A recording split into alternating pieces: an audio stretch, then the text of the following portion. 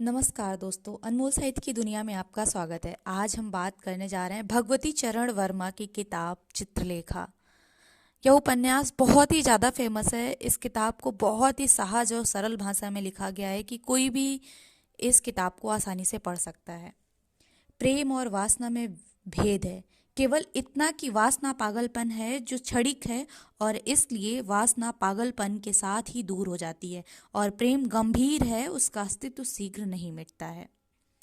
चित्रलेखा न केवल भगवती चरण वर्मा को एक उपन्यासकार के रूप में प्रतिष्ठित करती है, प्रतिष्ठा दिलाने वाला उपन्यास है, बल्कि हिंदी के उन विरले उपन्यासों में से भी गणनीय है जिनकी लोकप्रियता बराबर काल की सीमा को लांघती रही है।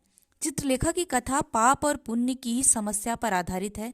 पाप क्या है, उसका निवास कहाँ है, इन प्रश्नों का उत्तर खोजने के लिए महाप्रभु रत्नांबर के दो शिष्य श्वेतांक और विशाल देव क्रमशः सामंत बीजगुप्त और योगी कुमारगिर की शरण में जाते हैं। इनके साथ रहते हुए श्वेतांक और विशाल देव नितांत भिन्न जीवानुभवों से गुजरते हैं और उनके निष्कर्षों पर महाप्रभु रत्नांबर की टिप्पणी है, संसार में पाप कुछ भी नहीं, यह केवल मनुष्य के दृष्टिकोण की विषमता का दूसरा नाम है। हम न पाप करते हैं न पुण्य करते हैं, हम केवल वह करते हैं जो हमें करना पड़ता है।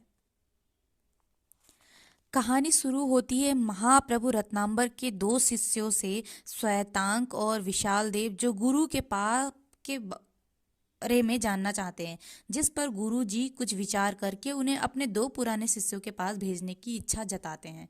श्वेतांक जो छत्री हैं, जिन्हें संसार में अनुकृति है, उन्हें बीजगुप्त के पास भेजने का प्रबंध किया जाता है, जो एक भोगी हैं। उनके हृदय में यौवन की उमंग और आंखों में मादकता की लाली है। विशाल देव जो ब्राह्मण हैं, जिन्हें ध्यान तथा आराधना पर अनुकृति है, उन्हें कुमारगिरी जो एक भोगी हैं, जिनका दावा है कि उन्होंने संसार की समस्त वासनाओं पर विजय पा ली है, का शिष्य बनने का प्रबंध किया जाता है। उन दोनों को इन दोनों अलग अलग गुरुओं का शिष्य बनाने का प्रबंध किया जाता है, उनके पास भेजने का प्रयत्न किया जाता है। उनके इस मार्ग में दोनों की मुलाकात एक नृतिका चित्रलेखा से होती है। इस किताब को चित्रलेखा नाम एक नृतिका के नाम पे दिया गया है, जो इस किताब की मुख्य पात्र है, जिनकी चर्चा पूरा पाटलिपुत्र करता है। उनका व्यक्तित्व बहुत सबल है। वह भोग विलास को अपनाते हुए ईश्वर पर अटूट विश्वास नहीं रखती हैं। उनकी सुंदरता का कोई तोड़ नहीं है। उनकी सुंदरता पर कई सामंत और नवयुवा फिदा हैं, उन्मुक्त हैं, पर वह सामंत बीजगुप्त से प्रेम करती हैं और उनके साथ पति पत्नी के रिश्ते का भोग करती हैं। इन्हीं पांचों शख्सों पर कथा निर्धारित है।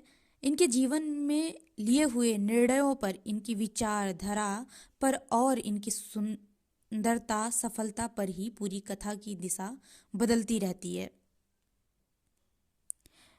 इन पांच चरित्रों पर निर्धारित कथा से ना ही इस कहानी का, बल्कि पूरी दुनिया में दो भागों में बटे हुए अनेक विचारधाराओं के लोगों के जीवन का सार मिलता है।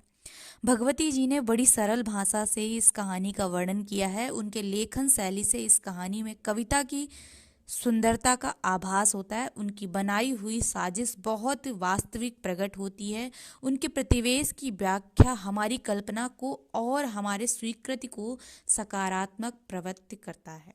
उनके इस कथा से उनके तक के श्रेणी का पता चलता है। उनकी प्रस्तुति की हुई विविधता से उनके ग्रहण शक्ति का अनुमान लगाया जाता है। इस एक किताब इतनी छोटी होते हुए भी इतना कह सकती है, यह कभी सोचा भी नहीं गया था। जो लिखा गया है उसे समझने के लिए, अपनाने के लिए इस किताब का बार बार पढ़ना बहुत ज़रूरी है, और इस किताब को समझने के लिए बार बार पढ़ने की सलाह दी जाती है।